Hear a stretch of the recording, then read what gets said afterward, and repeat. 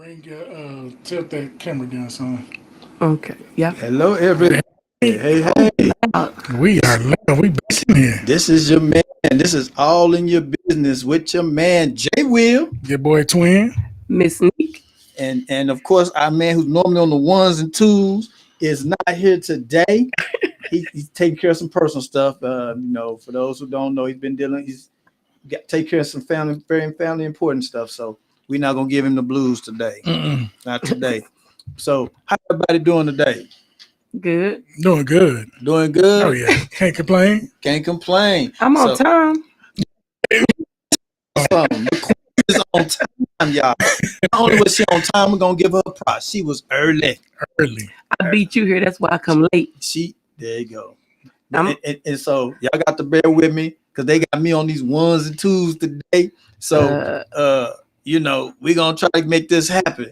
You know what I'm saying? For those who don't know, all in your business, we like the Black TMZ. You know what I'm saying? We giving you all the latest hot topics, talking about the things going on and everything. And if you want to come call and give us your opinion, we are live and you can call. And the number is 325-349-6342. One more time. 325-349-6342. And so we welcome all phone calls. Yeah. Oh, yeah. We welcome all phone calls. I knew I was a little dark, but god dang. We welcome all phone calls, you know what I'm saying?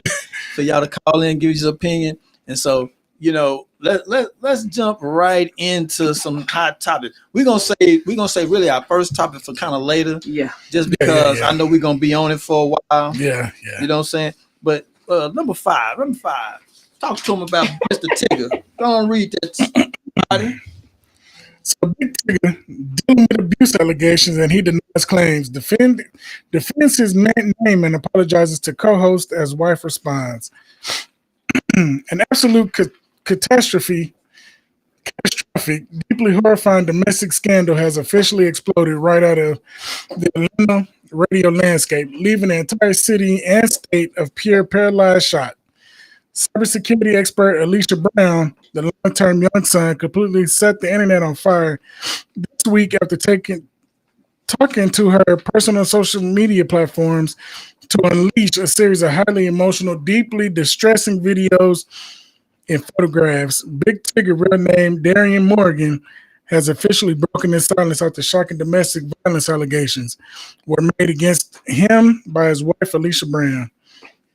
On Friday, June 12th, Tigger returned to Atlanta airwaves on his popular Big Tigger morning show, but the usual lighthearted fare was replaced when the former Rep City host got serious to speak out for the first time.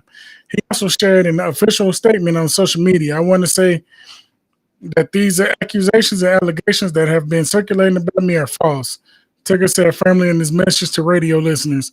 He also took the time to offer a public apology to his co-host, Francesca, how you say his last name? Amika, who was brought into the drama after Tigger's wife accused the two of having an extramarital affair. Man. So is it true or not? She posted the pictures and video. Yeah. Now he's saying it's not true. So how she get pictures and video? He said because she like cybersecurity, she could make them up. All I'm gonna say is he said it's not true. Yeah. She came on social media and showed evidence. And showed that I saw them. I was like, like real pictures, like yeah. So she probably had hired like a private investigator before she even to beat her up. No, how she get the pictures? No, she took the pictures. The videos. She took the pictures, the videos, and posted it on her own page. Right. But not of him and the woman. Oh no. Just of the abuse. Yes. I think it came out after she accused him of messing with Francesca. But she did all that on her live feed. Right. Basically, to me, I took it like they got into it about it. Yeah. And it got physical. Right. Yeah. Right. And so she went on social media after that. Mm-hmm. You know? Yeah. Could be wrong. That's like the normal escalation of stuff. Like they may have had a private conversation, Yeah. and then it didn't go the way that she wanted it to go. Yeah. And I got to show everybody how it done done. Yeah. Yeah. Because I caught him. So, but I don't know, because they spend so much time in the studio. But I don't know. I mean, because it didn't seem like they was messing around. I mean, we spend time with the queen in the studio. Yeah, but we ain't doing them things. Doing them things. So I mean, them things ain't getting done. Maybe she got jealous that they were spending so much time, because it take a lot to do shows, and those morning shows are way longer than our show. Yeah.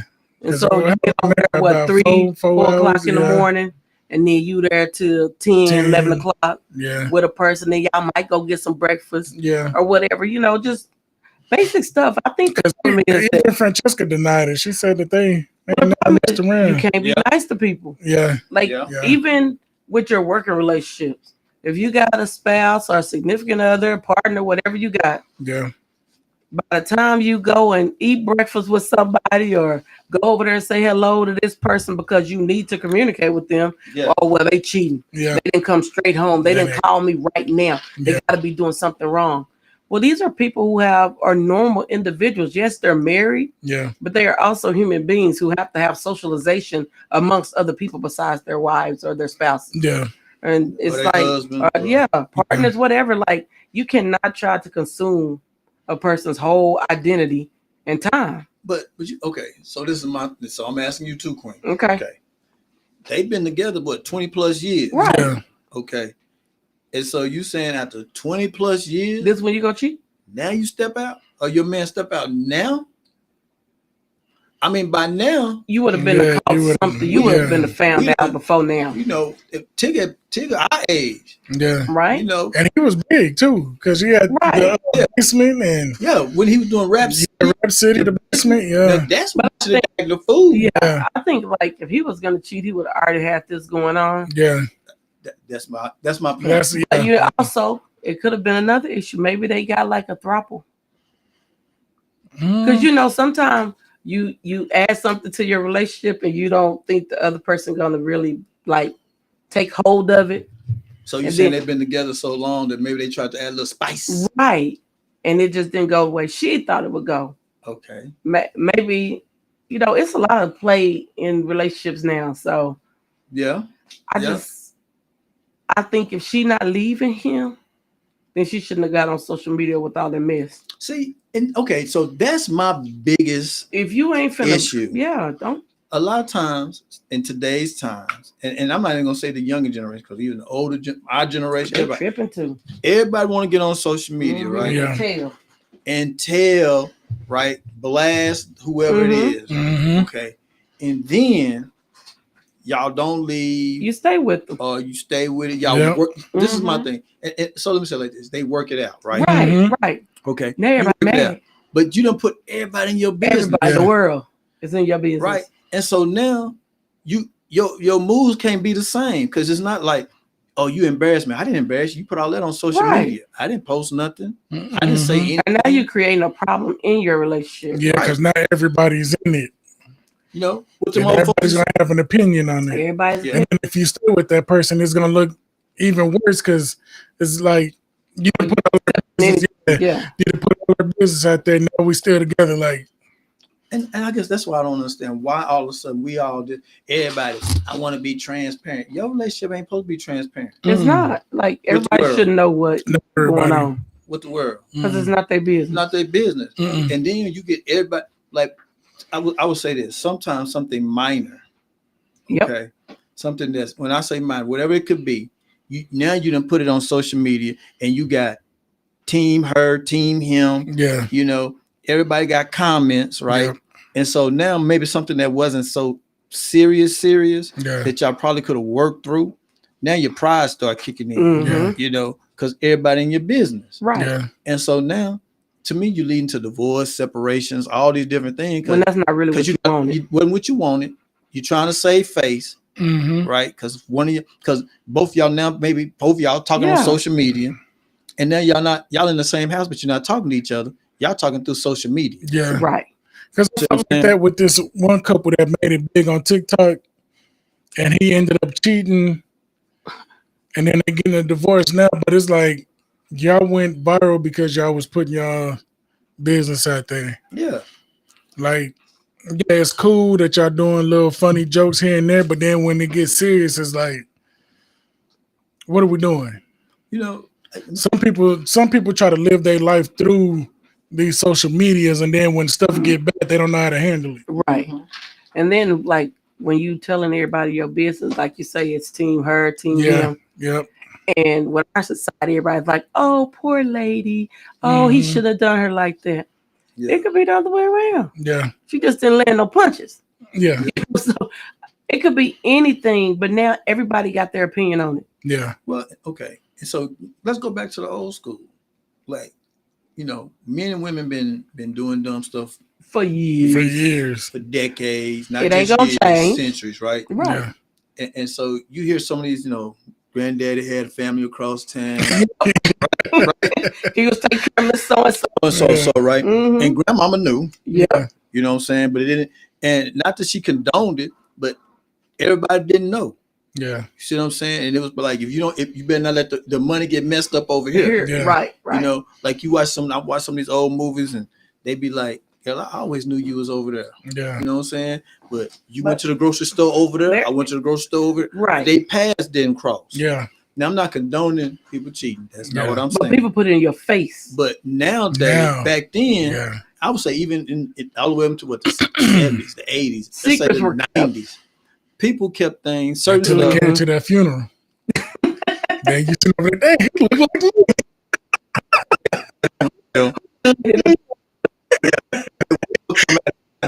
People in there, you know, I'm between you and your sister. Yeah, I know it's crazy stuff to happen like that, and then people get all hurt, and they're finally broken up later in life. Yeah. Now these people destroy stuff before they even get started. Oh yeah. Matter of fact, think about this. This is funny because I was thinking about this. Joe Jackson, with the daughter, live a couple of houses. Joe eating dinner here, then go eat dinner. You know what I'm saying? That's why he's so big. That's why he's so big. He gotta keep the same energy with both families. Yeah. Men was extra strong back then. Yeah. Because it's hard to keep up with one solid relationship right now. Man. Bro. And people got 2 and 3. And Miss Jackson knew. Yeah.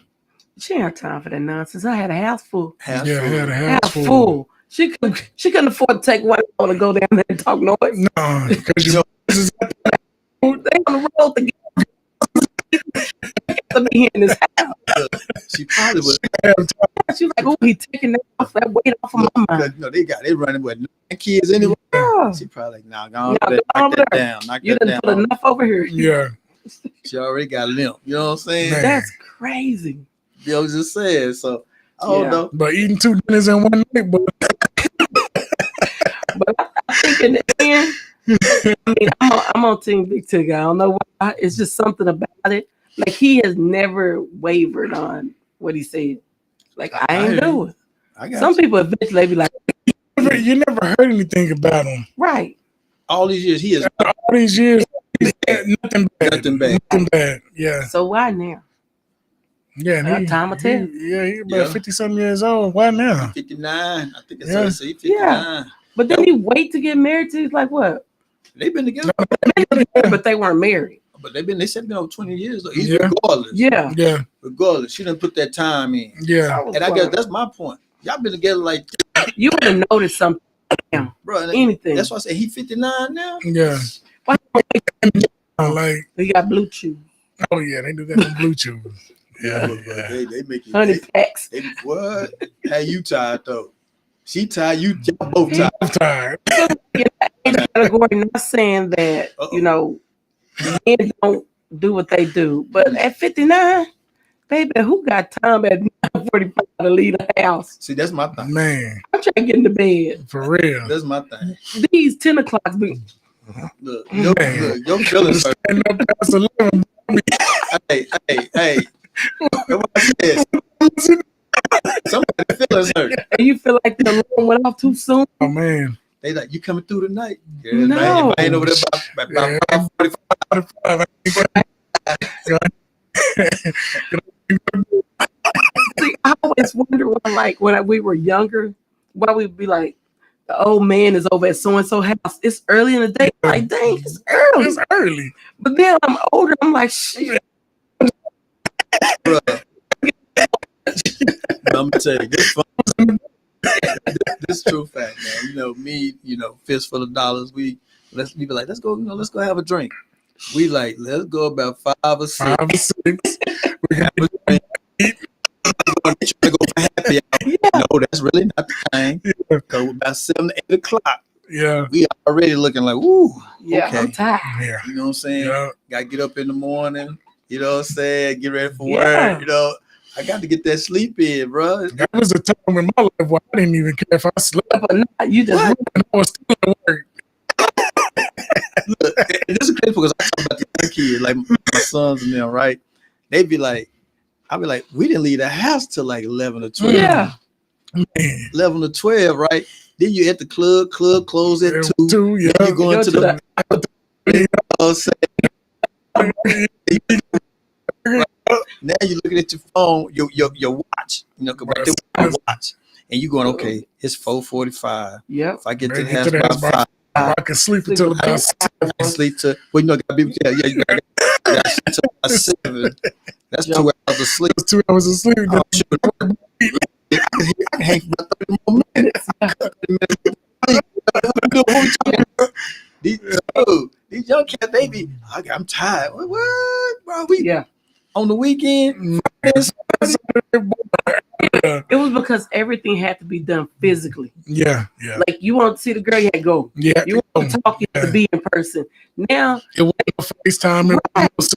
Right. They're tired because they don't have to go out on the chase. They just, hey girl. They don't gotta talk. No, no more. They don't talk. They ain't got no. Okay, I know we don't want to sidebar off a ticket, but they ain't got no. You ain't got to have a mouthpiece now.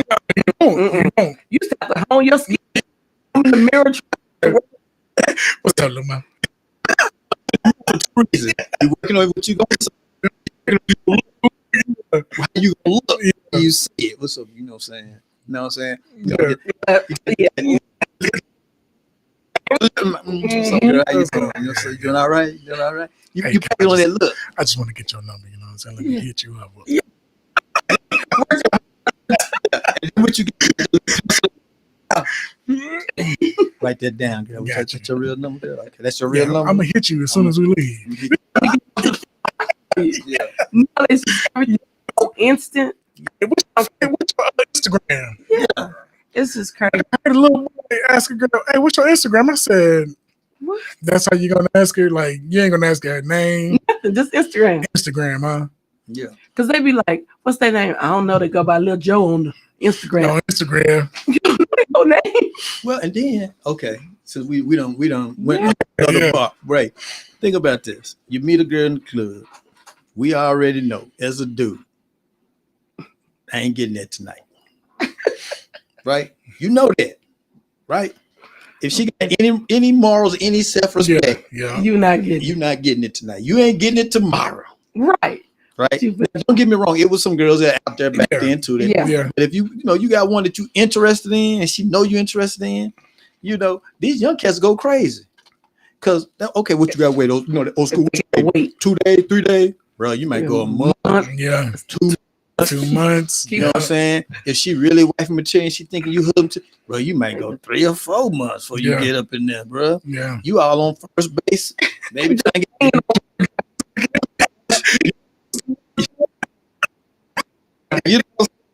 You on kissing, you might get the second that little tongue action, little touching, and then they shut it down. That's it. Shut it down. They got the grandma panties on, everything. They go straight to home plate. Boy, they go straight from They go straight to home plate. It really is. I don't think parents even know it's really happening that serious. I talk to my kids, and now they're older. Yeah. But to sit and listen to their conversations, I thought, y'all going to hell. Let me tell you, my young son a fool, and he know he a fool. Mine is crazy. He a fool.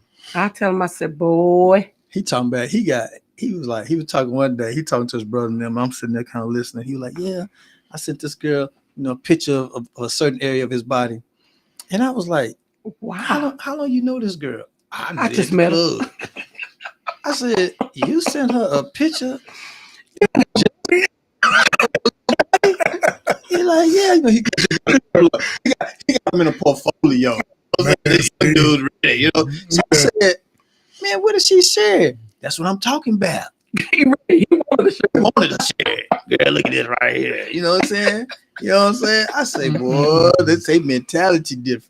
Mentality different. They all weird. Like I was talking to the kids, and one of the boys at the house. Because you had the moo on. No, I was telling I asked him about that too. I was like, no, it's not like that. I've been knowing them since they was little bitty though. But I asked one of the kids we were talking about, and they were just everybody was talking at once. So I was like, that's enough. I'm so overstimulated. I don't want to hear nothing else. So one of the boys turned around and looked at me, and I was like, why is he looking weird? He said, no, he said, you overstimulated? I said, yes, I can't take no more. This is enough. Everybody just shut up. I said, by the way, what do you think overstimulated means? See? Moo. The boy said he assumed overstimulated was horny. Oh, man. Said, what? He's not young though, so I was like, somebody let you run this all these years and nobody corrected it. So I tried to correct it. Yeah. And he was like, nah, that ain't what it means. He said that girls, he would be talking to girls and they'd be like, oh, you got me so overstimulated. He'd be like, oh, what we gonna do? He getting ready. I said, that is not what that means. That means they want you to get out their face. They done talking to you. Man, you done enough. You done enough. Did he look it up? Did he look up the death? Did he look? No, he want to run with it. I said, you're going to jail. Going to jail. So I want to point this out though. You said you was overstimulated, and you said he turned around smiling, talking about what? Right. Moo. No. Because he said he thought it was that. I was like, no, that's not what I'm doing. The queen, or he trying to, what can I do? I said, why would you assume that though? Then I was like taken aback by like, y'all just dumb as all get out. So he gonna look over there at my real boy and say, your real child, the real one. Then gonna say, when you heard that word when you were young, didn't you think that's what it meant? He was like, yeah. He said, oh, man. So he said, when I was in high school, he said, when I was like a freshman, he said, girl said that to me. I said, where we going? Dang. First of all, you ain't going nowhere but get beat. Yeah. That's all that's gonna happen to you. Well, he's gonna be in jail by 3 o'clock. What it means now. He said, but at first I didn't really know because people was just throwing it around.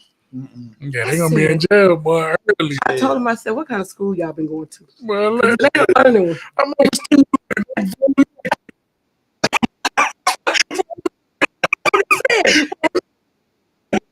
we had players, the girls like, man, I'm overstimulated. Okay, what's up? Where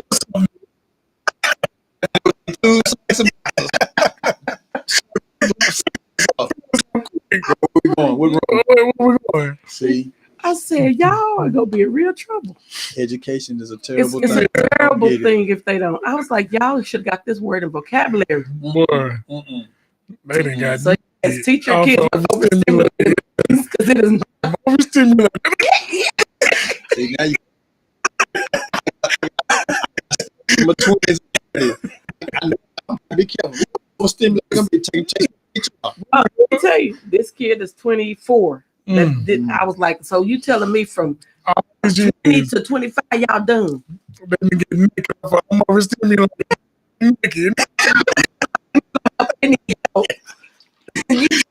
Oh man! I was like, I try to talk to the kids a lot, but boy, I'm scared of their conversations. You know what you need to get? You need to get an easel, one of the big dry erase boards, and a pointer. Yeah, overstimulated. And start talking to them. Look here, overstimulated does not mean getting naked. Too much is going on. Yeah, that your system is on overload. So, he kept saying, I said, that's why the girls was telling me they just want you to get out their face. They're not even trying to hear you no more. See, I just said you got a girlfriend. No, you don't. But that's why. That's why. I tell him all the time, I said, I see why you alone. He's scaring them. Yeah. he getting on their nerves. Yeah. Boy, you done said to me, you got me overstimulated. They open their eyes back over here. What you want to do?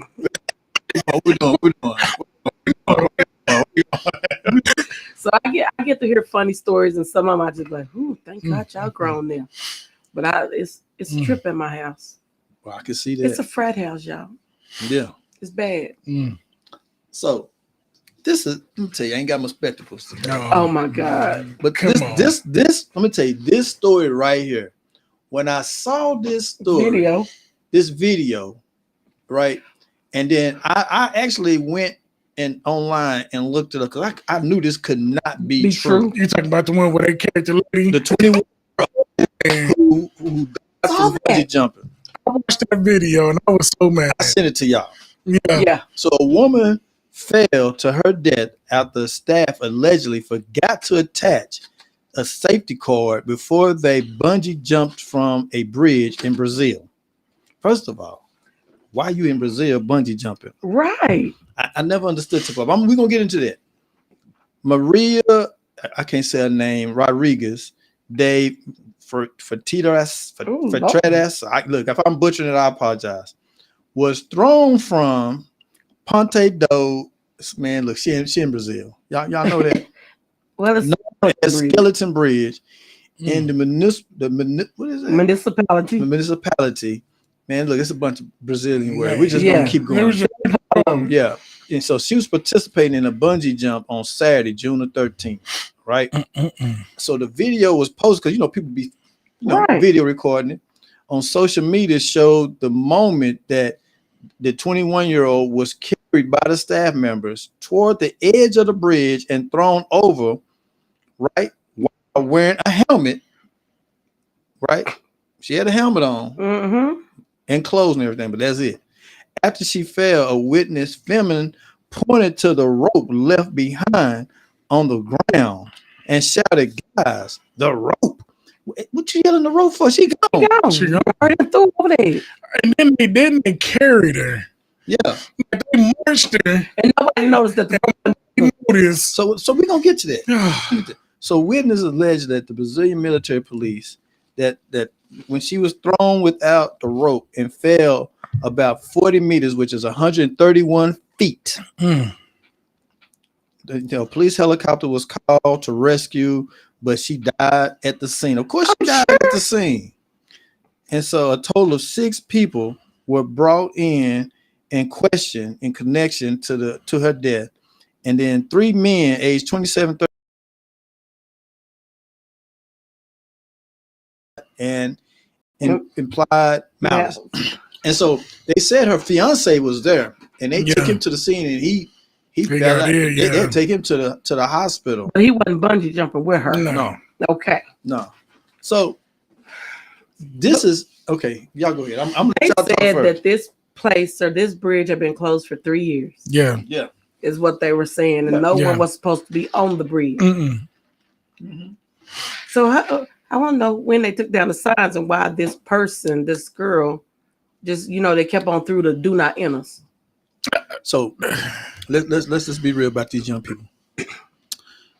The "do not enter" closed. This is known as Skeleton Bridge or whatever. Right. They think about it. There's a lot of people there. Yeah. So they all was out there really kind of breaking the law. Right. Yeah. Okay. You jumping off of this long drop with a string on you. Then they got to somehow and you pull you up. But I saw the rope too. That was not a bungee rope. It looked like a regular rope. It looked like a regular rope, people. She probably could have died on the you know how the bungee rope is like, it's like strings or whatever. This rope looked like a plain throw over your horse rope. So that's why I don't believe in doing no nonsense like this. Like, so I'd rather put my own life in my own hands than having somebody carry me over the edge off a bridge that's called Skeleton Bridge. It's a reason that it's called Skeleton Bridge. Like, so this is my other issue. I'm getting ready to bungee jump, right? I done put my helmet on. I done strapped it up. And they say, we finna pick you up. Okay. You get ready to pick me up. I said, whoa, hold on. Where my rope? Where the rope? Where the string? Where the bungee rope? Yeah, I ain't got no rope on me. I got a harness. Ain't nothing hooked to it. And people there should have said something when they didn't watched him pick her up. They seen him. The dude that was recording, he had the camera on her. He watched them march her down. No rope. And there was no rope. It wasn't nothing following her. So if you look at it, because I looked at it. So when they pick her up, right, Mm-hmm. the way he's standing, that rope is right there. Yeah. Right behind them, right? Yep. You see the rope on the ground. I'd have been like, hey, that rope right there. What y'all doing? Yeah. Don't y'all chunk that girl? Right. And I was like, and so when I saw it, that's why I had to go really look, go in there. And when I saw it was for real, I was like, wow. But my thing is, all the people there, nobody noticed. Nobody's checking for precautions and safety of their own lives. As I'm going to get ready to bungee jump, I'm watching you mess with the person in front of me. Because I need to know what it looked like. So I know if I'm back out. What if she was first? But the people, the next person in line is like, y'all not paying attention to how they putting the equipment on. You know what I'm saying? Like, y'all ain't get no. Wait, once again, 325-349-6342. Feel free to call in. Feel free to call in. I feel like I know they don't have the same safety measures and things that we have here. But I still wouldn't do it. I wouldn't do it nowhere because first of all, I'm not diving nowhere and I'm unsure if I'm gonna get back. I don't want to put my life in a cord. That's crazy. Like I do something stupid, but just standing out there like that's kind of like saying, "Let me stand in front of this bus. Maybe they'll hit me." Her husband, her fiance, get over there. Like, watch them pick her up, and there's nothing. You don't see a cord dangling, and they just carried it to the end and just jumped. And I was just like, dude, and they jumped her smooth, man. So it must have been her friend. It wasn't the fiance. He came later. Yeah. So this is another thing, because I was thinking about this. Most times the people bungee jump, they stand to the edge and they just jump over right? themselves. So my question was, why are they holding her? Because this is okay. Why they need to carry her? If I got you above, right, and this rope, it's supposed to be attached. It's gonna hit somebody, right? It catch you and to catch me, and I'm going with you. Yeah. And I ain't got no rope on me. Right. So now stand on the edge. You jump off so far. Make sure you get so far out. Yeah. Get your leap out.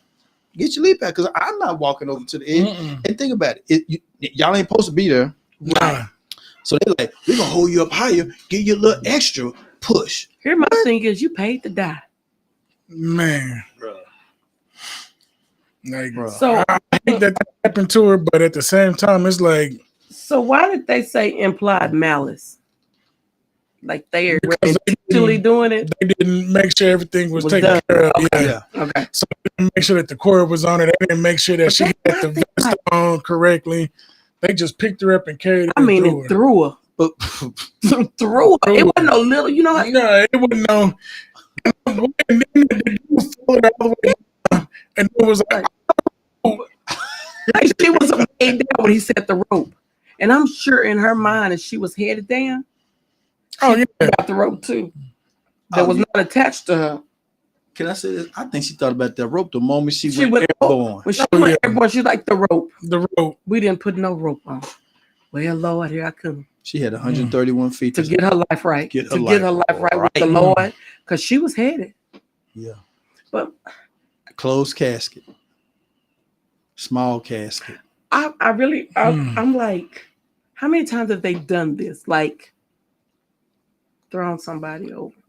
This is my thing. If it's shut down, she's not the first person that died after. That's what I'm thinking. Like, damn, there might be a whole bunch. The bridge would have kept me off of it. First of all, okay. And I was thinking about this too. I've seen people bungee jump. They got like a big blow up thing, so that's something happen. Yeah, it's big enough to catch you, right? Yeah. But they threw her, and if you look at it, like there was no water or nothing. No water. There was trees. Nothing. Yeah. Oh, like it's not funny. I'm not bungee jumping into some trees. You can bungee jump and just impale yourself. Yes, because they don't know how far you're really gonna fall. And once again, am I gonna hit and am I? And come all the way up. Because even when they do it over the water, some of them come back up. And it's like, man, you just gotta hang there till somebody gets you. And you done seen people do it and a gator catch them. That's why I wouldn't do it over water either. I don't want to put my life in nobody else's hands. I just have no desire to bungee jump, zip line, none of that stuff. I just want to stay on the ground. Yeah, I ride roller coaster. I might go on a cruise. I'm gonna ride a small roller coaster. I rode the Texas when it came out, and that was the last one I got. I got broke up from that because I almost slipped out the seat. Baby, and I thought I was a goner. Too big. I was skinny then. You was thin then? Yeah, I was thin in there. The seat we came down, I was slipping out the seat like this, and I was like, "Oh, I'm out of here." Yeah. When we hit the bottom, I sat in the seat and just wrapped around the bar like this. Oh, man. I was scared, and that's what broke me up from heights and everything. You done? Mm-hmm. I used to jump off 2-story buildings with a bag. Just doing stupid stuff. Doing stupid stuff until I got on that ride. It changed your life, huh? Changed my life. I can't even get on the ladder, and I'm shaking like a leaf. Before you did. I was like, "Oh, this is it." Because my knees was on the bar, like I was at the seat that far. Yeah. Oh no. And it was looking at me like, "Oh, he's in here." It's about a.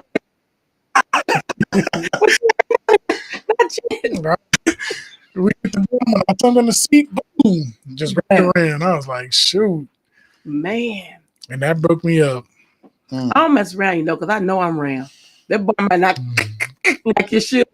So I even asked him like before we took. I said, "Hey man, look." He was like, "I said, everybody else is." You supposed to put it on in. I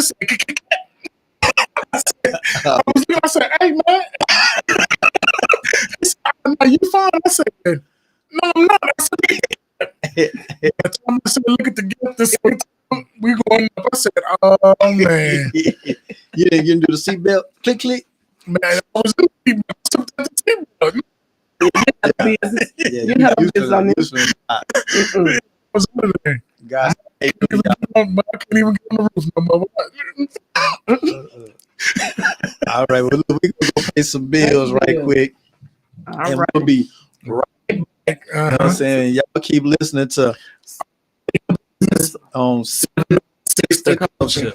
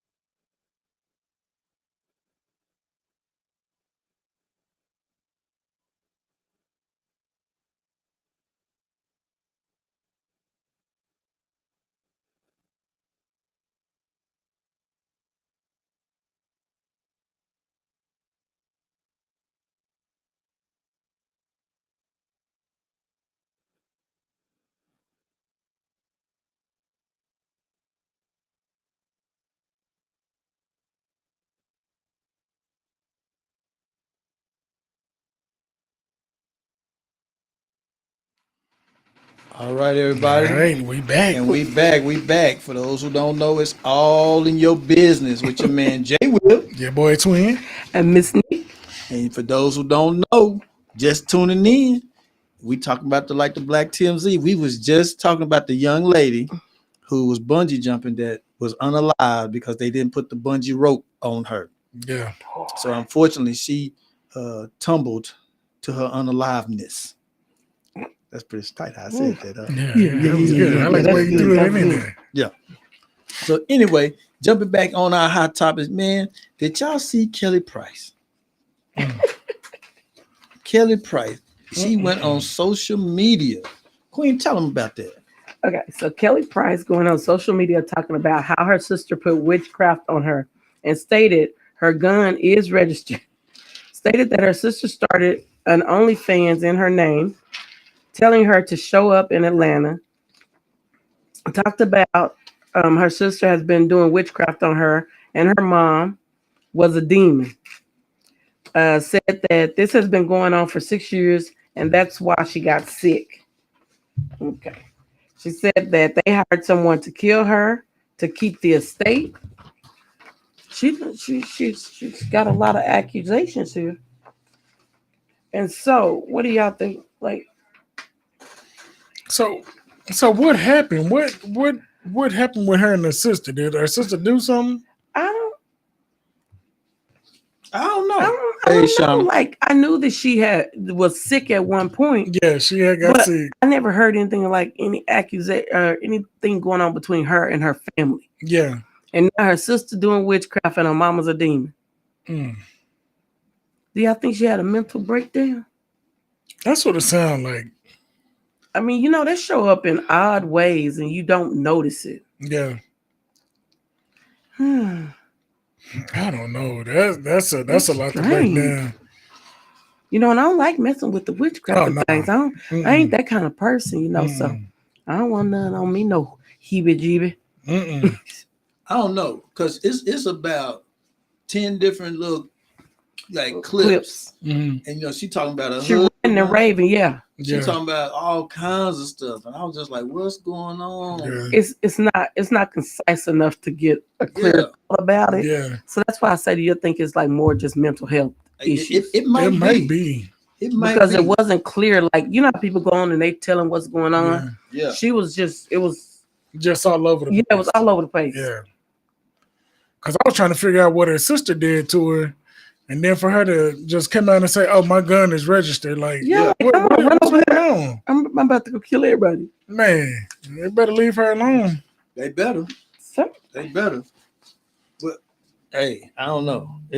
I'm sure there's gonna be more to this story. Oh yeah. And we're gonna touch back in on it. Now, if somebody know more about the story, feel free to call in on 325-349-6342.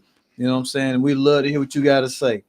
But did y'all see that Russell Wilson returned? Yeah, I see. He really retired? Ain't nobody signing him. Ain't nobody signing him. Well, he already signed a contract with one of the NBC, I think. TV stations. Yeah. To be like the commentator. Yeah. Okay. Well, he played good. Yeah, he got a Super Bowl. Yeah. Got a Super Bowl ring. Yeah. Got 12 years in. Yeah. So he got good time. He done enough. Yeah. I'm sure he just got too big because when he went to Denver, he wanted his own little office and they gave it to him. He wanted too much. Yeah, he wanted too much. Pick it up in that locker room with everybody else. Yeah. Yeah, they gave him his own little parking spot. Spot. You don't need all that. And when the other coach came in from New Orleans, he said, "Nah, we ain't doing that." Because you getting outrageous. We understand who you are. Yeah. Think about it. He had Drew Brees, and Drew Brees was. Yeah, and he didn't ask for all of that. He didn't ask for all of that. Yeah. Drew Brees point right over there with the practice squad dude. He didn't have my thing is sometimes we think too highly of ourselves. I hear you. And it cost you. It cost, yeah. So yeah. He going to retire. He had his own little staff working for him. Yeah, I think in Denver he had his own little office. Yeah, he had his own office and his own little staff working for him. How you the quarterback? You got an office. You don't need all of that. Get your butt in there and get ready to do your job. Yeah. Go in there and study this playbook. Throw interceptions. That you messing up on right now. Sure. So man, what y'all think about New York bringing the city now because they done won the championship? But they done lost the everlasting money. I know how to celebrate. They done tore up cars, Yeah. buses, set stuff on fire, and it's like, This is y'all I won. understand y'all won. Yeah, it's been 50 years since y'all won a championship. bro. But To burn the city down, that's crazy. You that's, still gotta live there. yes. And your taxes finna go up because who Man, Who's gonna pay for all that stuff? y'all paying for it? it's already expensive. Bruh. Tell me about it, man. They tearing up cars and buses and buildings. And most of it's on camera because somebody filmed it. Man, You know they on film, So you can't say, "Oh, it wasn't me." You know, yeah. bruh. Okay, yeah, Come you on, tripped man. out. Come I on. said, man, y'all But you just gotta tearing think. the city up. You gotta think. When the last time they won any type of championship? Wasn't it like 50? It was 50 years ago. Well, I'm even talking about football. True. The Yankees been in the drought. Yeah. Yeah. My Yankees. So they hadn't had any professional teams win. No, they've been in the drought. But tear the city up. Oh, I'm should've not just justifying that. some wins and stuff somewhere. I am not just. Street and celebrating, but to burn the city down, man. There's no way they was that excited. Bro. And okay, this is my thing. But this our city.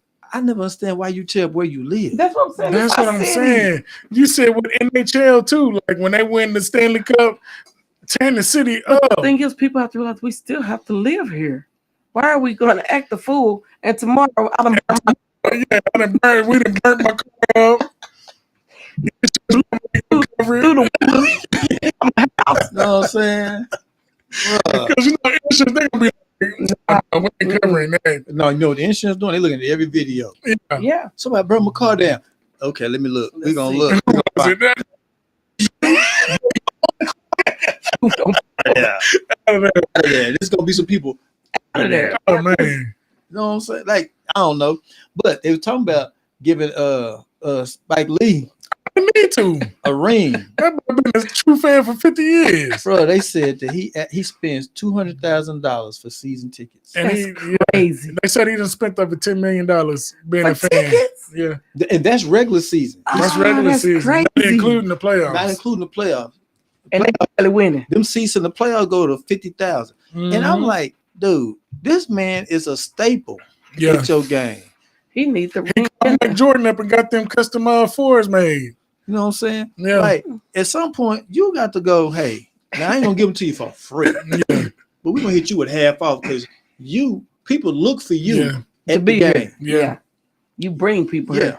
You not here, everybody asking what's going on. Yeah, where's Spike at? Yeah, they need to give him a ring. I give him a ring. He ain't making movies like he used to. No. Nah. He ain't making movies like he He used needs to. to get back in the game because he made some good ones. Mm-hmm. Yeah. He needs to get on back up in there. Ain't no retirement on you, buddy. His movies have- Very rough in money. Oh yeah. Yeah, he would. Yeah. Yeah. But yeah, Spike, we need a new movie, man. Need some. For real. You know Give what I'm us that saying? old school Oh, sliding through with the camera. That Slide through. yeah. Hey, ain't nothing like school days. Man. Why Hey, you do that, Troy? hey. Man, for those who don't know, Birdman and Master P have announced Cash Money and No Limit tour with Boosie as a special guest. Boosie Yeah, the bad. hip hop world's preparing for a major moment in 2026. Two of the most influential Southern rap labels are joining forces for a full arena tour. Cash Money Records and No Limit Records will share the same stage across the United States. And so the tour will bring together two different legacies. Birdman leads Cash Money side, and Master P will lead the No Limit side, with Boosie joining as a special guest. Not Boosie bad. But they got it. They to make that pop, they gotta have Lil Wayne. You think so? Yeah, You think so? they have to have Lil Wayne. Yeah, They can't do it with Juvenile now. they can do it with Juvenile now. But Birdman, they got to really make up with Lil Yeah. Wayne. But to make that go big, they gotta have Lil Wayne. So okay, the only reason why I say I think it would be hard to do with Lil Wayne got a bigger catalog. Yeah, So it would almost turn into the Lil Wayne concert. yeah, He got a bigger catalog than to me. yeah. Master P. Well, let me say this. I'm not saying Cash Money and No Limit don't have a lot of music in the catalog. I'm gonna say he's got a lot more hits. Yeah. That people will want to hear. Yeah. You know what I'm saying? Because they're gonna hear the Cash Money. They're gonna want to hear. They're gonna hear Master P. Them. But then Lil Wayne gonna come out there and he gonna be able to hit them with 20, 30, 40 songs that everybody want to hear. Yeah. You know what I'm saying? Where everybody's not gonna want to hear 20, 30, 40 songs of No Limit or Cash Money. They may want to hear 10. Yeah. But I think they need to do it because, you know, when they did their verses, they had so many views on that one. Yeah. Like, people wanted to see that. Yeah. I mean, I want to see it. I want to see it. That's going to take me back to my 20s. I was going to say, that's going to the music. That's different music from yeah. You know what I'm saying? Who's going to see murder stuff? What? Silk the Shocker, yeah. Oh, boy. You know, well, the only problem is, they ain't got Mystical locked up again. Mystical locked up again. That's my boy right there. Mystical locked up again. He crazy as a Beelzebub. So that's a lot of their catalog. Yeah. Mystical, Mystical a lot of their catalog. Because he was doing it back in the day. I was a Mystical fan. I ain't gonna I'm a Mystical fan. I'm a Mystical fan. Yes, I was. Me too. You know, then he started wanting to rape people. I gone cut him loose. That's that military. Because all they're gonna do is hit that little flick from Lil Wayne, that signature flick. That's it. And that's a wrap. You know what I'm saying? So you know, I'm excited. Yeah, I'm excited to see it. But let's get into the topic. Oh boy. Carmelo Anthony trial. Of course, we know it's over. Yeah. You know what I'm saying? So, you know, he had 12 jurors that I don't believe was really his constituents. Right. You know what I'm saying? But basically, for those who don't know, this young man was found guilty for stabbing unaliving a gentleman at a track meet. And so he was found guilty. He was sentenced to 35 years in prison. And so the jury reached a verdict in the trial. In this trial, and the person that was unalive was Austin Metcalf. That this was done at a track meet in Frisco, Texas. You know, and so, you know, a lot of people have been on here on different social medias, on all African Americans, different people weighing in that this is what he should have got, that there was injustice, all of that. And so I'm gonna open up the floor, as well as if somebody wants to call and give her their opinion. The number is 325-349-6342. So I'm gonna open the floor to y'all first. Yeah.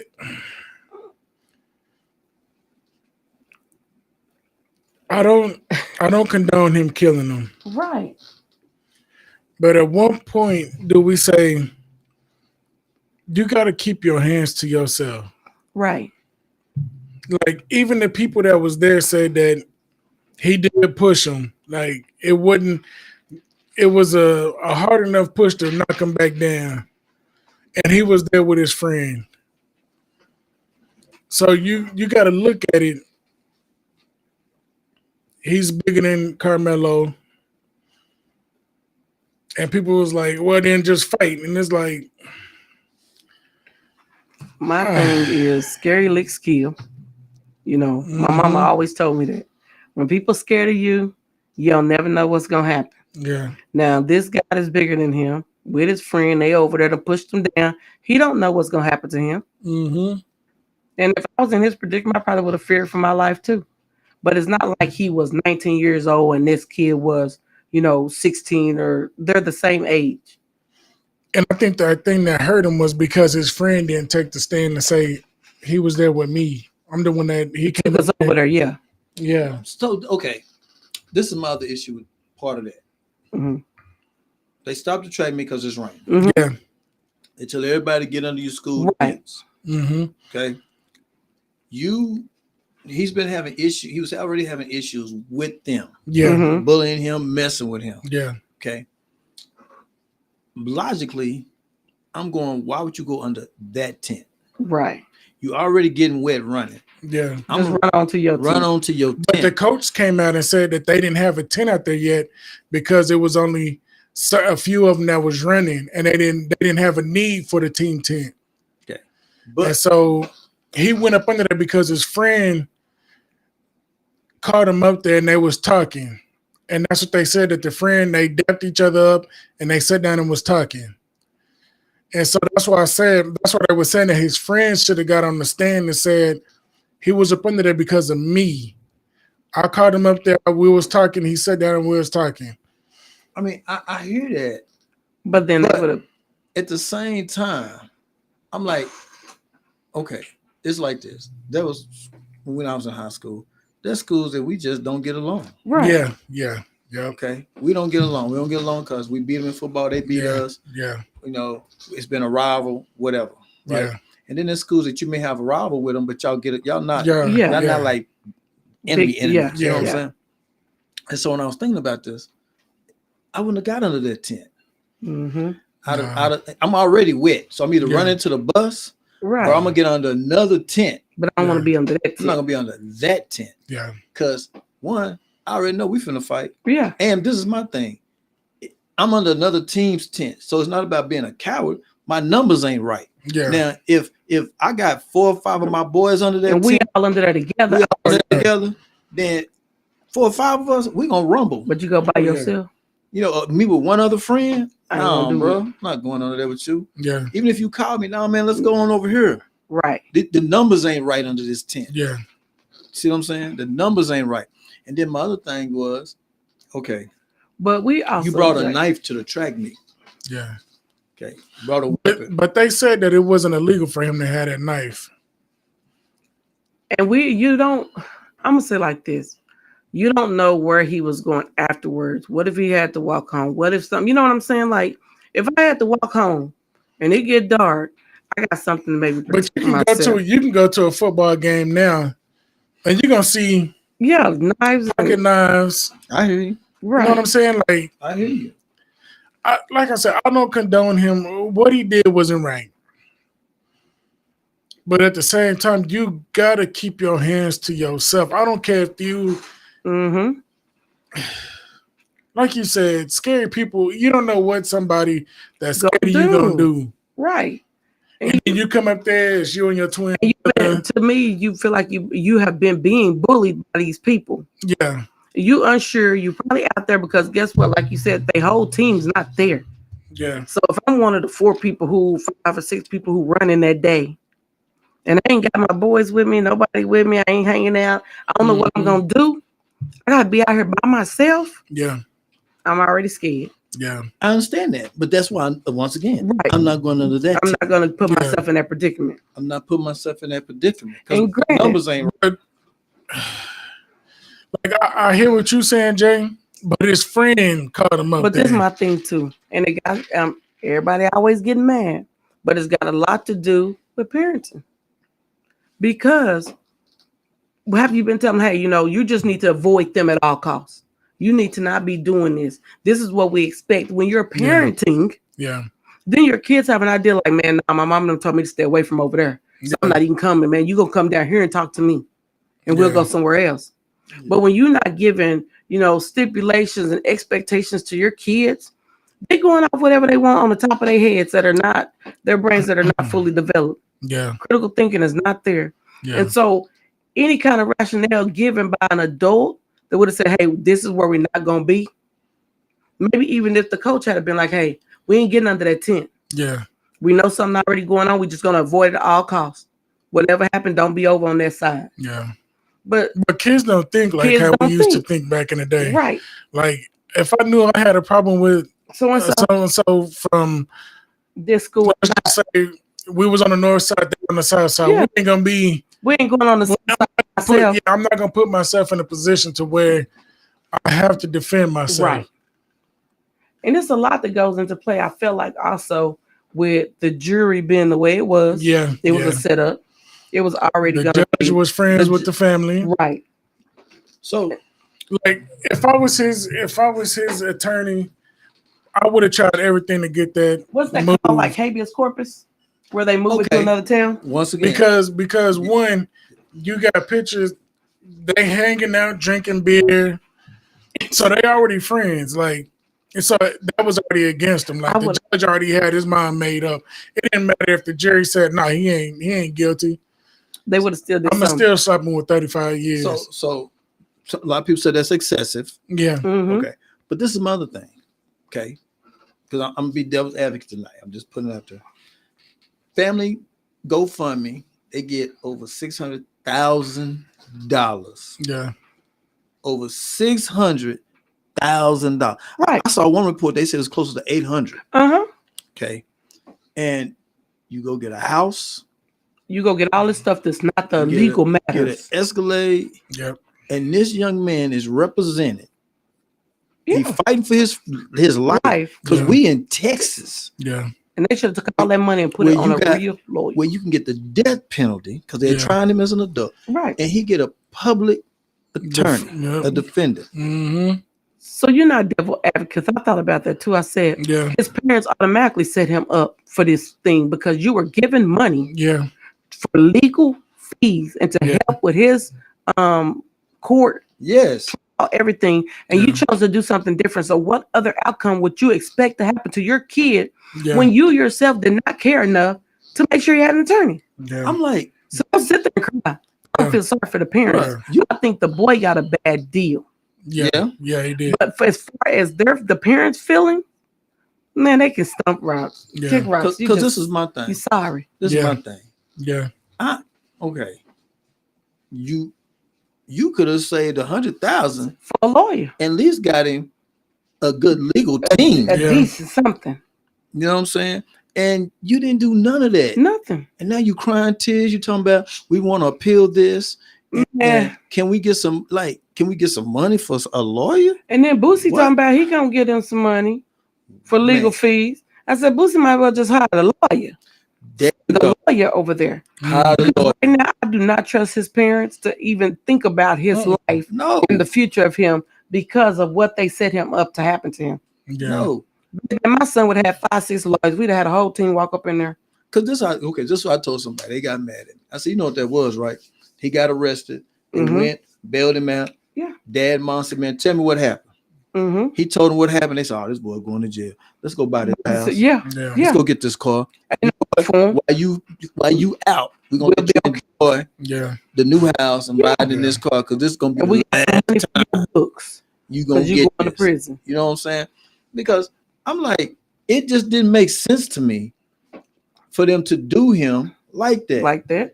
It didn't. I'm sorry. I was just like, it don't make sense to me. And because you done seen some people that didn't way worse. And they get like a manslaughter charge. And they get 15 years, like 10 years, 6 years. Bro, this is the first amount of time that he got. I didn't like that. But I know you got to serve something because of what he did. But this is my thing. He is not a habitual criminal. Yeah. This is over and over. Yeah. You give that kind of time to habitual criminals. Yeah. Man, this your third strike. You've been in here too many times. We're going to show you. Yeah. How you going to try to drop the book on a kid and this is the first time he's ever done something? Yeah. Yes. Because I don't even play the race card. Like, I don't care what you say. You ain't got to play it, but it was there. It was and it was right there. Was there.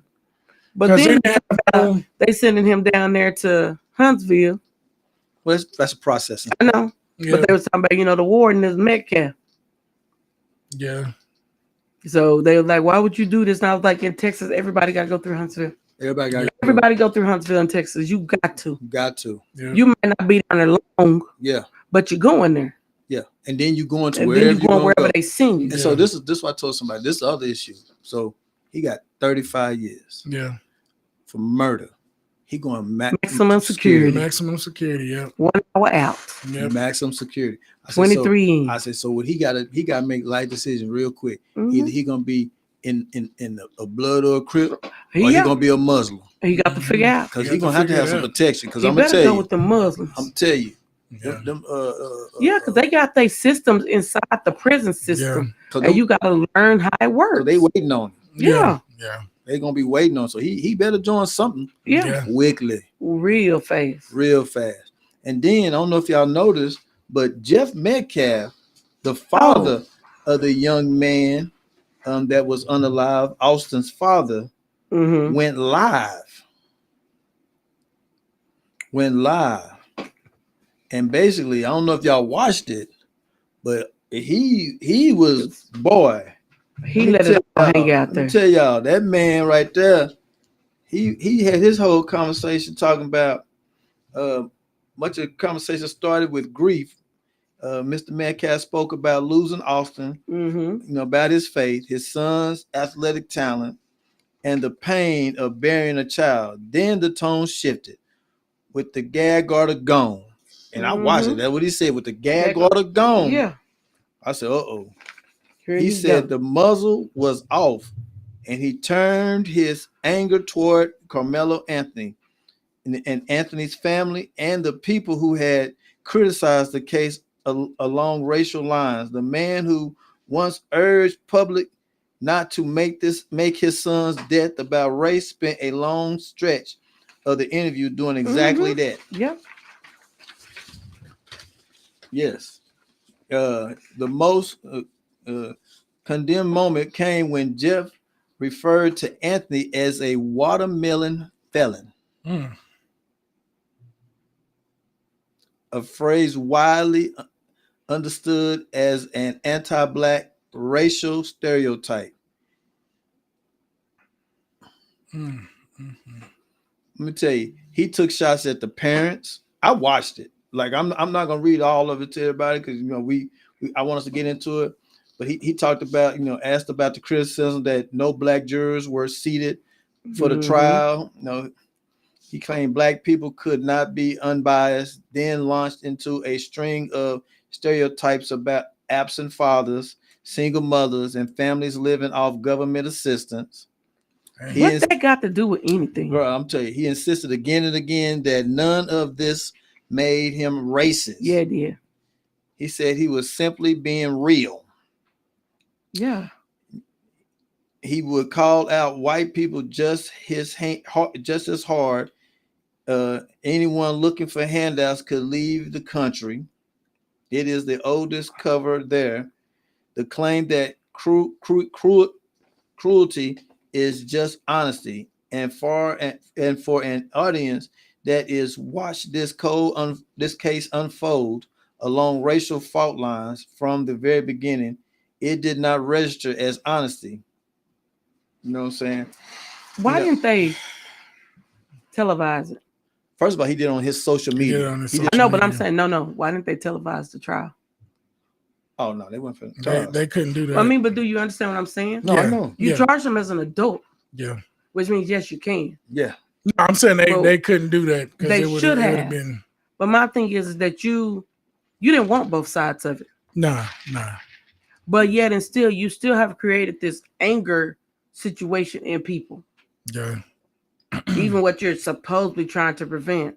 And then this man get on here and goes on his little rant. It's crazy work that you... Right. He talked and the crazy part is I didn't go looking for it. Really what happened was somebody was talking, a dude was doing a podcast and he was talking about, I can't remember the black gentleman's name, but I've watched it before. And he was talking about the trial. Yeah. And truthfully, he was kind of like how we are right now, talking about the positives and the negatives about how it was handled. Yeah. And so right after that, it came up. The just thing popped up. And when I first looked at it, I was finna scroll up because I was like, who's this? Yeah. But he started talking before I scrolled it. And he was like, Carmelo Anthony, he was talking about his mom and, how sorry they were. And I was like, what? And then I started reading the captions below and said, oh, this is Austin's dad. Yeah. You know what I'm saying? And whether he, part of me was like, it's a dad that's hurt. Yeah. Yeah. It's a dad that's hurt. I can't say I may be the most politically correct if my son was unalive, taken from me. But I would have hoped that he had more decorum. He had more decorum, or let me say this, and maybe he did it because he was there by himself or nobody was there. Listening in it.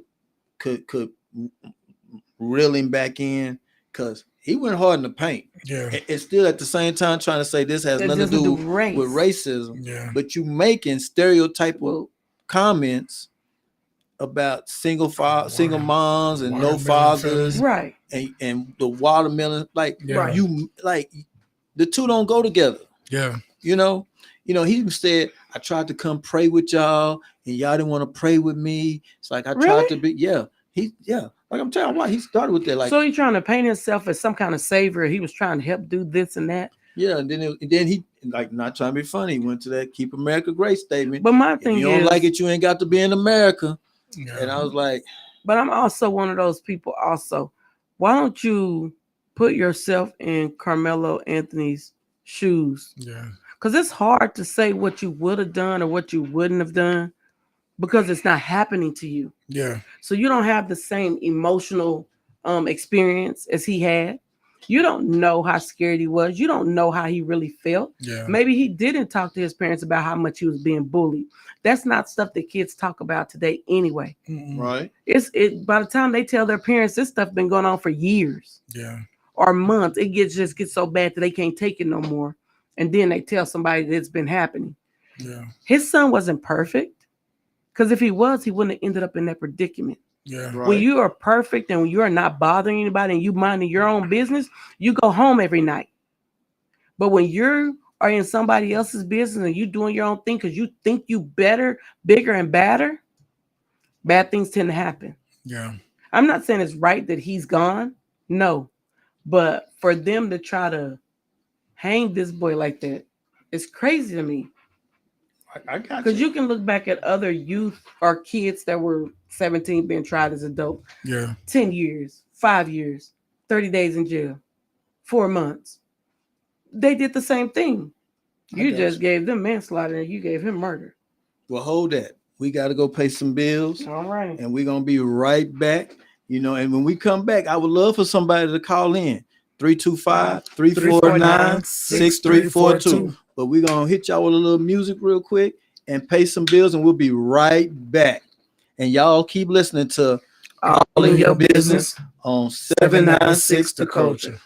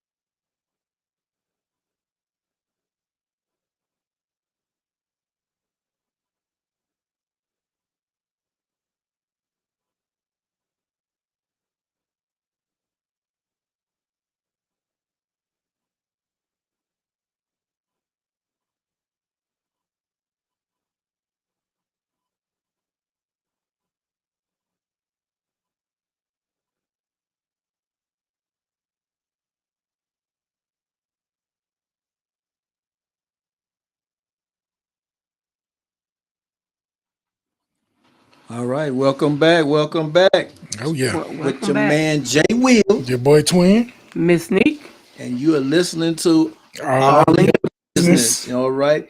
And for those who don't know, we are right now we left off talking about the Carmelo Anthony trial, and also talking about Metcalf, the father, social media post. And so we're going to pick back up where we left off on that. And once again, if you want to chime in, give us your opinion, your thoughts, feel free to call in on 325 349 6342. And we would love to hear what you got to say about it. You know what I'm saying? So, one of the things I think when we left off, we were kind of talking about, he's going to have to go through Huntsville. And we was kind of saying, basically he's got to do, he's got 35 years. For those who don't know, he got 35 years. And he's got to do at least half, 17 and a half, 18 years before coming up for parole the first time. Yeah. And most inmates don't make first parole. And you're asking a young man to keep his head down, stay out of trouble for basically 18 years without catching any cases, or I don't know. That's impossible. Like, you got kids, they can't stay out of trouble 18 minutes. Yeah. And now you're saying survive. And really survive a hostile environment. And so we kind of talked during the break. Some of my frustration comes with the parents, because I feel like you let your child down. Okay. Like, you didn't spend any of that money on a legal team. Even if, this is my thing, even if you said, well, we know he was guilty, I need a legal team so that they don't railroad my child. Yeah. Yeah. Okay. Like, what about, let's work on, get a legal team, and even if they can even make a deal, because like I said, this is Texas. They could have maybe sold for death penalty. Yep. Any of these things, life without parole. Yeah. Because I'm gonna tell you, 35. It's his first out the gate. Yeah. Yeah. 35. You ain't done nothing years, wrong ever. That's excessive. And the Queen, you said it best. In Twin, pictures surface of the judge, the dad, and all them hanging out. Yeah. And you got this public defendant who ain't working on moving the trial. Yeah. Right. Because I'm telling you, that's the first thing I would have done. We moving this. Like, because the picture came out during the trial. But this is the thing. I would have never done it in that county anyway, because it's where it happened. Yeah. Too many people. Yeah. These are both football players who are known by the communities. Yeah. And one way or another, it was going to be sides taken. Yeah. Let's go somewhere. And we can't say everywhere would have been unbiased. But it would have to stand a better chance of it get fair being somewhere else. Yeah. And I think that right there is my thing. Like, you take a chance with a public defender that this stage may be too big for them. Mm-hmm. Or the defense got a team over here. Yeah. Right. They got a team doing research, finding stuff out, and building a case. And you got a public defendant over here, most of the time riding solo. Mm-hmm. He may got a legal aid to help look up some stuff, but he ain't got a whole team. Like, this boy need a team. And let's just be real. People work harder for you when they getting paid. Yeah. Right. Yeah. And my thing is that it's still a money issue. It's still the same thing. Like, y'all did nothing for your son. Nothing. Yeah. Don't cry now. Yeah. Don't, they might as well be at home sleeping like babies. And they are. Because they didn't care. They didn't care. They did not care. I think that's why, like, I feel like that's why people are not more outraged. Yeah. Because we gave you the means and the tools to provide him with a decent team. Yes. Yeah. I think you said it during the break, Queen. You was surprised there was no rioting or anything. Yeah. And I think it's hard to riot when you go, man, look, at the end of the day, I gave 50. I mean, I'm just saying in general. People say I gave this money, and we know it totaled this amount of money, which is way more than a legal team would have needed. Than a legal team would have needed. Yeah. And you know what?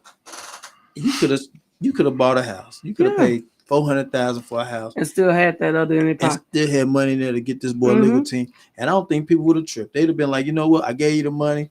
You did what you were supposed to do. You got him right. You got him a legal team. Yeah. You got him a legal team. Now, you know what I'm saying? But you over asking for more money for lawyer, it's not gonna happen. Mm-mm. But Boosie talking about getting him a lawyer. It's gonna giving him money for legal fees. But I'm like, somebody need to tell Boosie don't get him no more money. They didn't do right with the first amount. Just send him a good lawyer, a team of lawyers. Yeah. That's what would be more helpful to Carmelo Anthony than you sending him money to the parents right now. Yes. Yeah. It's just put a team together that's gonna help try to fight in an appeal. Yes. Because you let him down the first time. Right.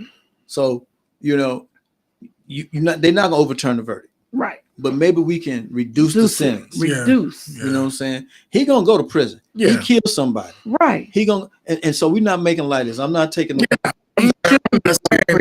he I'm saying not kill. I'm sorry. He unalived somebody. Yeah. He unalived somebody. And I'm not taking away from that. I'm not saying that he should not get some type of punishment for that. Yeah. I'm just saying 35 years is excessive punishment out the gate. And it's gotta be some kind of method to be like, why would you? That's just a number, you know, a good round 35. Because to be honest, and it's sad to say this, they gave him 25 and he got to do half. I'm like, all right. Oh, that's 20. Yeah. You know, yeah. Not that that's okay, but I'm like, bruh, you unalive somebody. Yeah. You know, I understand that. Yeah. But 35, bro. Yeah. Promise he gonna do 20. Oh yeah. Yeah. When they talk about he coming up for parole, we be retiring from the podcast. Yeah. Man. And that's what I don't want people to think that it's just because he's black. Like that goes for anybody. It's a kid. It's a kid. Like he was never in trouble. They didn't have nothing to bring up. Like, oh, he was this bad kid. Yeah. He was out there robbing and stealing and selling drugs and nothing like that. Like you can't just say this is the road he was headed on. Yeah. You know, if he was a bad kid and he did that, and it's like, oh yeah, he deserved, man, give him the book. Right, but y'all did this to a kid with no criminal background. Yes. Yes. And so I think that's just the only thing. I mean, you know, everybody's got comments on this. Yeah. Yeah. You know, whether it's good or bad, or this is railroading, or he should have got this what he deserved. You know, unfortunately, a bunch of lives changed that day. Oh yeah. Mm-hmm. You know, the family of the young man that was unalived. Yeah. And the family of the young man who unalived someone. Yeah. And then all the young people who witnessed that day, you know, who was traumatized and witnessing that, you know, along with the twins' brother. Yeah. You know. Yeah. And so I'm not trying to make light of any of those situations. No. I'm not. We just saying the punishment is excessive. You know, and I guess my thing is I understood what you said earlier, twin, but I was just like, why put yourself in that position? Would you bring a knife to the track meet? Yeah. And you running, this is my thing. They say, you know, knife was in his bag. Old boy came up, you know, talking noise, pushed him, whatever. And this is what I told somebody. I said, one thing I didn't understand, like, and that's why I'm torn as well. Why you didn't just like stab him in his arm? Why didn't you just show it? Hey. In his shoulder. Why you didn't back him up? Hey, get away from me. Get away from me. You know what I'm saying? But you hit in the chest. Yeah. Like, I'm like, dude, everything is in that area. Yeah. And the main thing where you hit him at, you know the heart right there. Yeah. Mm-hmm. So I need to know what your psyche was, where your mind frame was. And I'm kind of on the same.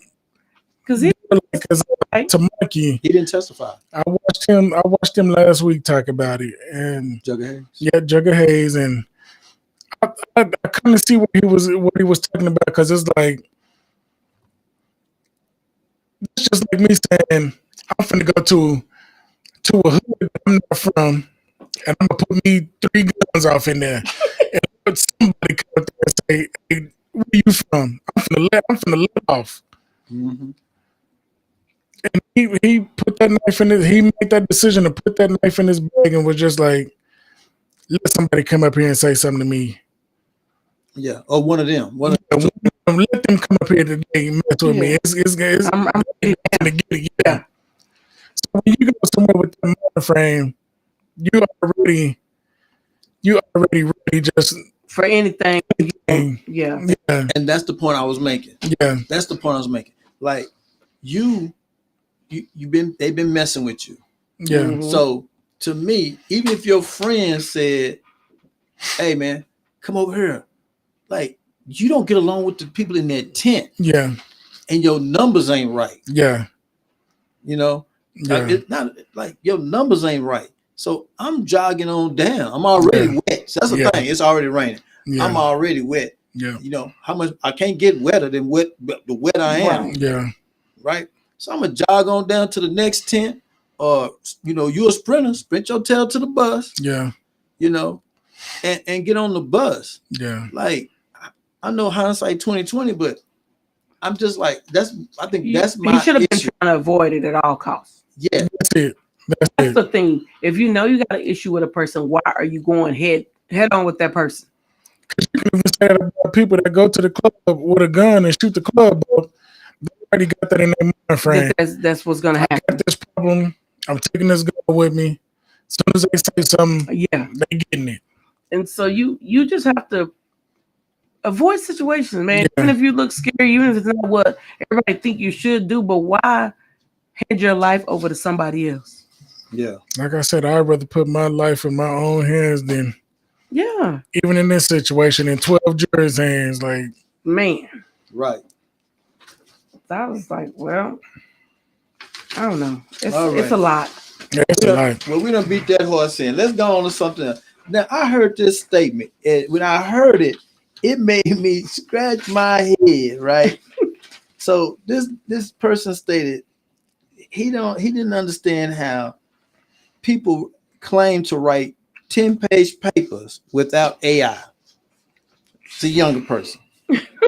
He said that's not possible. Like, how did people back in the day write 10-page papers? It was without AI assistance. But it was you had to write it too. That's my thing. There was no AI, and there was no internet, and there was no really computers. You had them where you could, Oregon Trail. Oh, man. But we had to work. You had to go and put in physically. Yeah. Handwriting needed to be on point. Grammar needed to be on point. Yep. Spelling had to be there. These kids have no idea what it took. You see, those kids see doctors every year. Yeah. Them people write 60, 70 pages in dissertations. Yeah. How do they think they wrote them? Yeah. Right. We used a typewriter. But that was the extent of your modern day help. Wait, typewriter with some liquid paper. But you messed it up. That's what I'm talking about. You messed it up. You had to get that. If you was only 2 or 3 lines into the paper, you just rip it up. But let you be in the middle of that paper. Man. Oh, I got to wipe that out. For y'all young people, it's this little stuff that you put on the paper that hid the words, and then you gotta let it dry. You can go back in. The ribbon messed up. Yeah, for young people out there that y'all might be listening, Google it. Google typewriter and liquid paper. Let me tell you, texting is what hurt these kids too. They can't spell. I really get myself together. I was like, what in the world is happening here? Bruh. Oh, man. I don't know. I tell them, I said, we did it all. Some of the books I didn't read, don't get me wrong, but I had a cliff note. Oh, man. I read the first 5 pages. 5 or 6 in the middle. about 3 on the end. That was enough for me to pull out 10, 12 pages. Let me tell you, this is my motto. I'm gonna read the first 2 chapters. Okay, you got some chapters in there. Because I'm gonna read the first 2 chapters. Yeah. Right. And then I'm gonna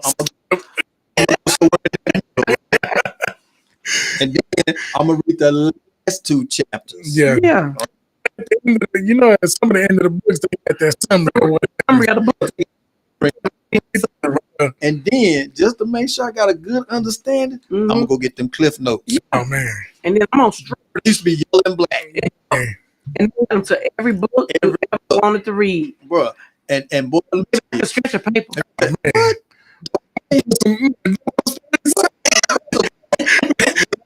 What was it? The coach rule? Bro, let me tell you something. I learned. Look, I learned. That's what I learned. If I read the first 2 chapters, because the first 2 chapters gonna give you pretty and then you read how many chapters in the book. Yeah. So I go, okay, it's got 10 chapters. So about chapter 5 and 6. Yeah. It's in the meat. Yeah. It's in the meat. And then them last 2 chapters gonna lead up to the end. And it don't they got a summary, but then let me tell you, that's 12 pages right there. Hey, before I put the references in, and the teacher like, "Whoa, that boy did good." Because now all these kids got to do is get their phone, hit that area, and it's gonna tell them everything. Yeah, they ain't gotta even look for nothing. Right. And then let me tell you, one of my friends one time, they had that little thing. You could buy paper, right? And so I told one of my friends, he had bought a paper. So I said, when was that paper used? I ain't gonna call him out. He was like, what? When this paper got an A, fool. Yeah. When was this paper used? Who used it? Yeah, they give it back to you. And he looked at me and said, quit, hey, you wish you got it. Yeah. What difference does it make? Yeah. It make a lot of difference. And I said, I'm just saying, where did that person get the paper from and when was it used? And my teacher used to make copies of the papers. So remember, so we came into the fact people was doing it so much they started making copies of the paper. So this nut used that paper was used the year before. See what I'm saying? The year before, right? And this, and so he got caught up. Boy, and I told him. He came in there, man, I got an F. I got they talking about putting me out of school. Plagiarism. Woo. And I was like, I tried to tell you not to do that. Because old boy sold it to me. And I said, nah. Cheap. Let's just be real. Back then, paper was going about $50, $75. And when you got them, they be like, man, this was used, 4 or 5 years ago. Ooh, I can guarantee it. You know what I'm saying? And then I told him, man, look at it. Because you got to retake. I said, look at it and change some stuff up. You know what I'm saying? He just got it in. We learned how to be proficient. Listen, none of us was perfect. Yeah. I'm going to say it like that. None of us was perfect. Yeah. I may have used some extra things to help my papers. You know what I'm saying? But I was like, don't. You can't go from a D student to an A paper. And that was that was one thing you have to remember. You have to know your level. Yeah. And the teacher you had. If you had all year and you was getting because the teacher suspects something. So that's a great thing. This character right here was making C's on paper. Yeah. Now you come here with an A minus at the end of the year because you need that because he didn't make some mistakes. Then you come with this A minus paper. And I told him, no, fool, get a B.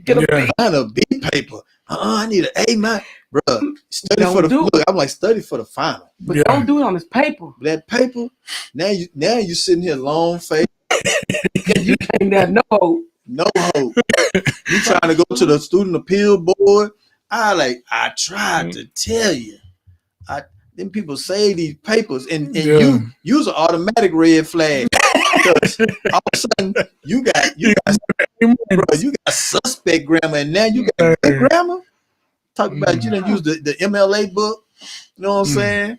Yeah. You know what I'm saying? See, I be sitting in class with my little MLA book, you know, how to teacher seeing me with the book when I'm doing my hand. Yeah, you checking, you doing what you need to do. Using the English, going back to the chapters. Yeah, they coming back with little red marks, and she telling me, that look good. Okay, he using the book. Okay. He ain't never opened up damn book. You know what I'm saying? He perfect. And so let's just say hypothetically, I mean, I got an A, but see, I done gave her 2 rough drafts. I done gave her 2 rough drafts. She done made some corrections in there. She know you doing good. Because some people might be smart enough to handwrite out the paper. Yeah. I'm just saying. And she and leave out some commas here and there on purpose. Leave a sentence out. Oh, you might want to add this point. Right there. So by the time you turn in, they that boy look good. You can't go from the night before and then try to fix it. You got to work this out long before. But let's say this. Let's look at this. How many people wrote a paper the night before? Boy, I was good. Hey, bro, I did some of my best work. Let me get this right. So let me tell you, this is a true story. They gave extra points back then if you typed it. Yeah. You didn't have to. So I had to. I was at HU. Okay. So this is a true story. And this is a fun true story because we in my dorm room playing spades. It's me, Oscar Shorten, Andre, your father-in-law, and Sean. Rest in peace, Sean. So we in there. Now, we all got papers due. It's like 9. We done left. Yeah. It's like 9 something. We just now starting the spades game. Oh no. We just now starting the spade game. All right. And we got papers. And so we playing. We done play some hands. You know, we in there playing, having a good time playing. And you know, it's like that's like 10 something. Game over. Run it again. You know what I'm saying? Because y'all, they won. We got to win. We got to win one. So by the time we done playing, it's midnight. Yeah. And everybody said, man, let's go and get on these papers. Man. Get on these papers, bro. You know, everybody pull out their little typewriters. Yeah. You know what I'm saying? Ready. Pull out their typewriters. You've been a case. And we in there. and you know, people go, well, y'all was prepared. Nah. Because this the thing. I told you. I'm reading the first 2 chapters. Yeah. I'm reading the middle chapter and the end. I ain't read none of that. Oh boy. I ain't read none of that. So when I say this paper was coming off the dome, my boy. This paper, look. I done read so many papers off the dome. The only thing that was smart about it is that I hand wrote the majority of it on a thing. So I wouldn't use up all my liquid paper. Right. Trying to fix it and make my paper look bad. Yeah. You know what I'm saying? Yeah. I think that's why we look like BS so well. Made a beat. What? The only thing that I had in my favor is that I had checked out the book. So I had the smart stuff that I could put at the back. You know what I'm saying? You gotta have so many. Yeah. I only read one. I ain't read them other ones. Like I said. Yeah, you gotta have 5 sources. Yeah. 5 sources.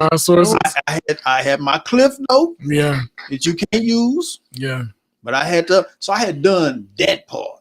Okay, so you did a little work. Yeah. And so this is the funny thing I tell everybody. My dad had vision. So when I was like in junior high, 6th grade, he made me take typing. Because he said, boy, these computer things is coming out. I don't know what's going to happen with it, but you might need to know how to type. I can't type now because I was making fun of the kid. And so he made sure I knew how to type. Just being honest with you. He did a good thing. Yeah. So I could you can type. I wasn't no professional type. I'm not finna sit and act like I was one of these secretaries that could type 200 words a minute or something like that. But I could drop about 30 a minute. Okay, that's good. That's good. I can drop about back then. I can drop about, and even now, I can drop some words without looking at the keypad. You know what I'm saying? We had this old black teacher, old lady. She came through there and put all this tape on the key.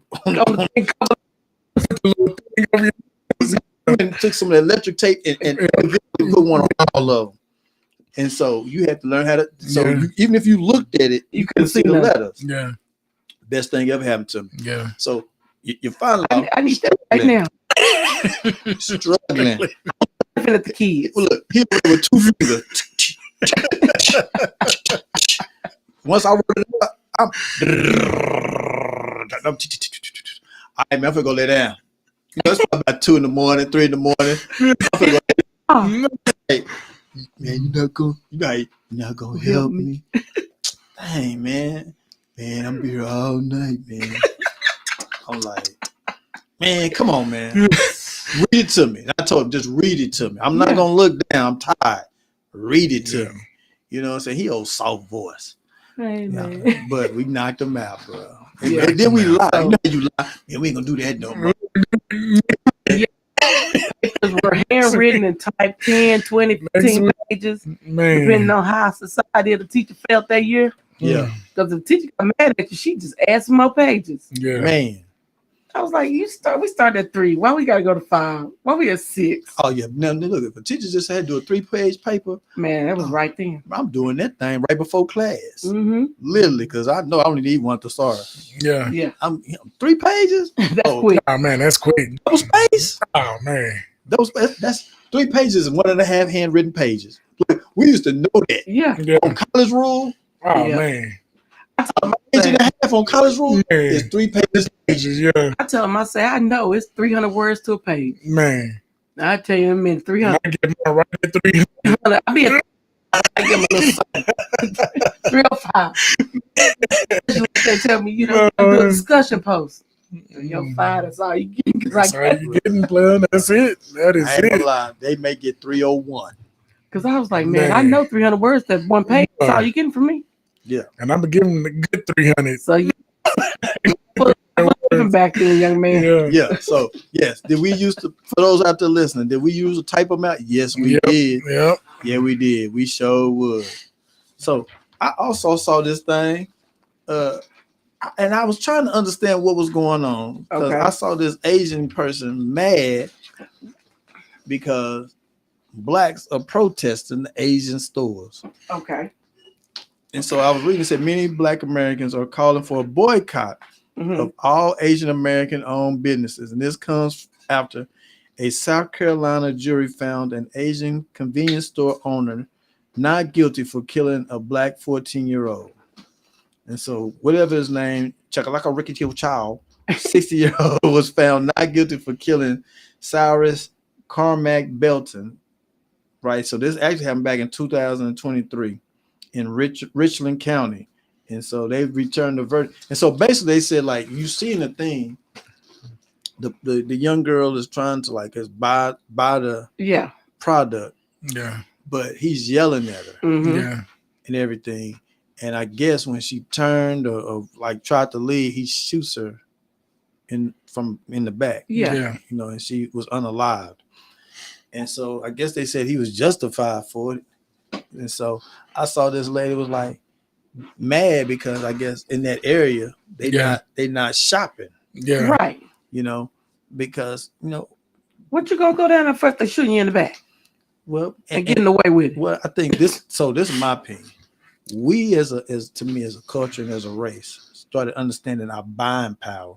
Yeah. When we started protesting Target. Yeah. Mm-hmm. Yeah. And Target numbers went down. Yeah. You know, then they started trying to make some more African American friendly commercials. Mm-hmm. Trying to understand, like, we probably are. We're not the richest culture. Yeah. But we gonna spend the most money because we got an issue with making sure we look fly. Got the best name brand stuff, even though we can't afford it. Yeah. That's just what we do. And so when you start protesting and saying we're not gonna buy, we can hurt the economy. Yeah. Mm-hmm. The only thing I didn't like is the police protected that man's store and the food store that they got. Like they parked out in front of it, didn't let nobody get close to it. Both of his little businesses. I don't feel like this. We only gonna be able to protest certain Asian stores. Oh yeah. They got to get up in there and get that hair. Yeah. We ain't got to go down to the grocery store necessarily. We got H-E-B. Okay, but can I say this? Lately, a lot of African Americans have been opening up those stores. Mm-hmm. Yeah, they have. But we've become so accustomed to going to the Asian store that we keep going. Mm-hmm. Yeah. You know what I'm saying?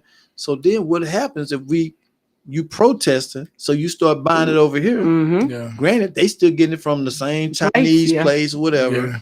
But now they getting it, you buying it over here. Yeah. So I mean, you think about it. Back in the 40s, the 30s, the 20s, the Mm-hmm. 50s, I would even say the 60s, maybe even the 70s. All black. Yeah. Like when you had what we used to say the other side of the tracks. Yeah. Where you had the black grocery store, the black gas station, the black barbershop, like because you wasn't really allowed to go over there and shop so much. Yeah. Or you had to go in through the back Mm-hmm. and things. And so we strived a little better in a sense. Right. But somewhere off in there, we quit supporting ourselves. Mm-hmm. And I think to me as a culture, that is also an issue because we don't support us. No. We don't. But other cultures, yeah, Vietnamese, Chinese, Hispanic, they support their culture. Yeah. They gonna go to the Hispanic grocery store. Yeah. They'll still go to HEB, but they gonna go over here, buy their meats, buy their stuff. They gonna do that, right? Yep. Chinese people, Vietnamese people, Korean they people, do the same thing. they gonna go to their stores. They gonna go in there shopping. They gonna make sure that those places stay open. Yeah. But we don't do the same thing. We don't do that. We don't do that. Yeah. Because you know why? It's like you go, say you got a black grocery store. They sell Miracle Whip. HEB sell Miracle Whip. HEB Miracle Whip, let's say, is, I don't know, $5. Black grocery store Miracle Whip is $4.99. Yeah. I'm going over and pay $5 at HEB because it's at HEB. It's the same Miracle Whip. Right. Same company make it. Same company make it. And I've seen where like a black business opens up whatever. You try to give them the benefit of the doubt. Yeah. You going over there shopping, you doing what you got to do, and then they ain't open. We're going to open at 10. You out there at 10 because you need something. You got to go. You need it right then, and you got to go on to get your stuff done. Yeah. They ain't there. It ain't open. True. I was running late, or we decided. The business practices of some black-owned businesses are not the same as other race businesses. Yeah. Other race businesses, they own that prompt note. Yeah. They gonna get there early, actually. Yeah. They might open at 6. That store, you already see the lights at 5 o'clock, 4:30. Yeah. Lights already on. They gonna open on time, be right there. Yeah. I go to pull up my black store. The owner's still at home. Mm-hmm. I need you to get here and open up this thing. You say you're gonna open at 9, 10. Be there. Be early. Yeah. It's your business. You want my money? I better be able to get in there the same way I can get in other races' business. Yeah. And I feel like we always want a discount. You want a discount? You get this man, you gotta pay full price. I'm gonna go over here then and pay full price. But that's the crazy part, because think about it. They got the same overhead that they got. Matter of fact, sometimes the overhead is worse. They got higher overhead because HEB is buying in way bigger bulk. Yeah. So they get a cheaper price. All they stores. Yeah. Where this store got one store. You buy one case, it costs your arm and leg. Yeah. So sometimes theirs may be a little higher because they have to pay more. They got to pay more. Yeah. And so all I'm saying is that we as a culture got to support us, because like the crazy part is these Oriental stores, they gonna sell the hip hop clothes and they the knockoffs. We know they the knockoffs, but we're still going there and buying. But we're still going there and buying. Now the black person got the same knockoff. That's fake. That's fake right there, bro. It's the same pair of knockoff blue jeans is over here. They even got the same name, look the same. That's what that man said. Yeah, But you gonna go over here to Ching Chong to get it from and him. get them. Yeah, you know. Come on, man. We gotta do better, people. I think it's the same way in hip hop too, man. Even in the country scene, like who is beefing singing country? Nobody. Then you come over to rap, everybody beefing. Yo, dropping diss tracks. It's the same rap. Yep. You know what I'm saying? So that was like. I was watching this interview with Rainwater, Mo3's manager. He said he's done with hip hop. He's trying to get into country because he said there's more money in country. He said you ain't got nobody over there shooting and killing each other. It's safe. Safe.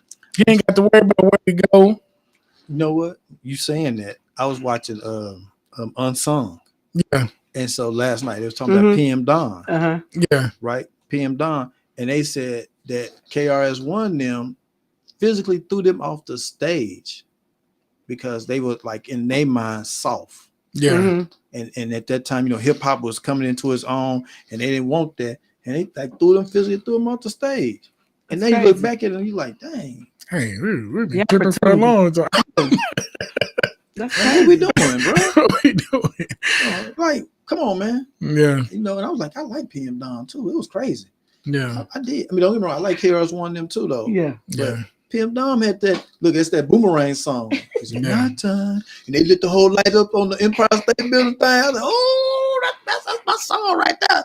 I said, yeah. I went and bought that CD, shoot, for that one song. One song. And what's so bad about it, I had the Boomerang soundtrack. And it was on that one too. But PM Dawn that was a pretty good CD, though. Pretty good CD. We just got to do a better job of supporting Black people, man. Yeah. And so y'all keep supporting us.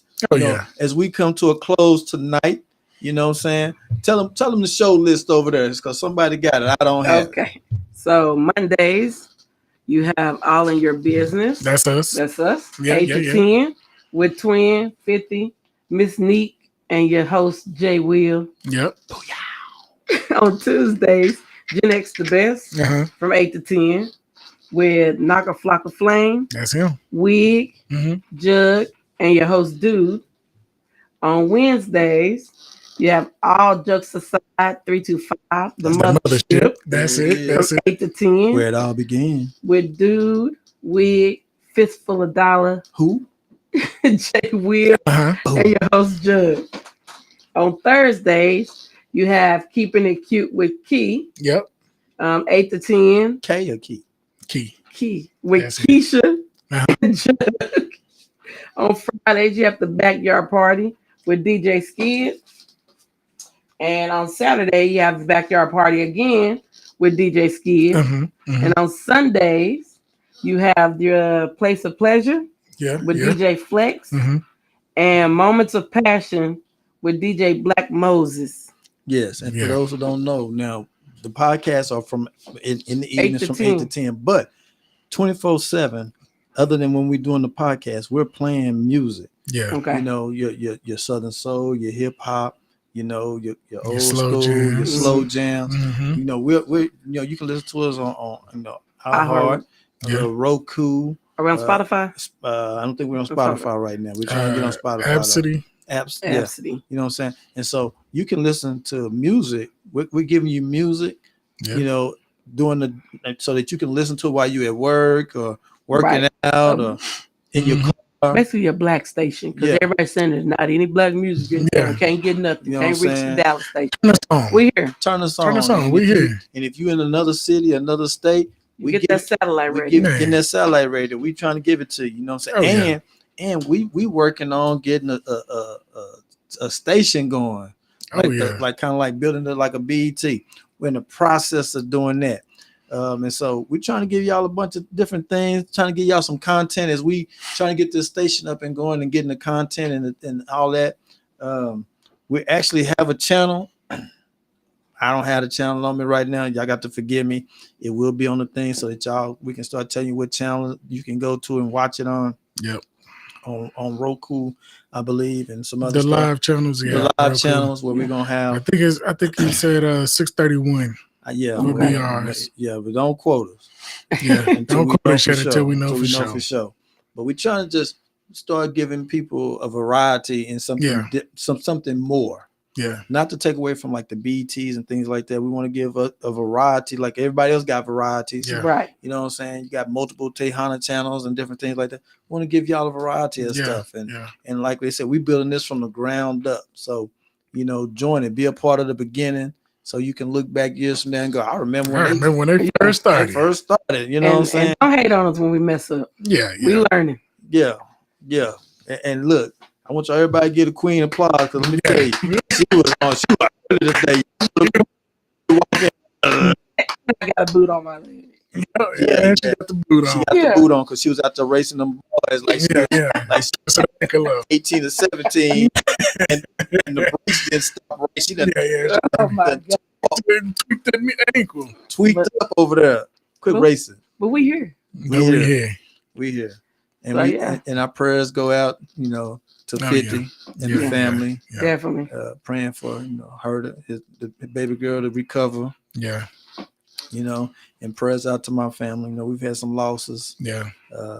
And so just pray for everybody. Like I say, don't talk about it, be about it. Yep. You know what I'm saying? And we'll be back here next Monday. And we hope you'll be listening to us next Monday. We're going to have some more hot topics. Oh, yeah. On what? All in your business. On 796 The Culture. Peace.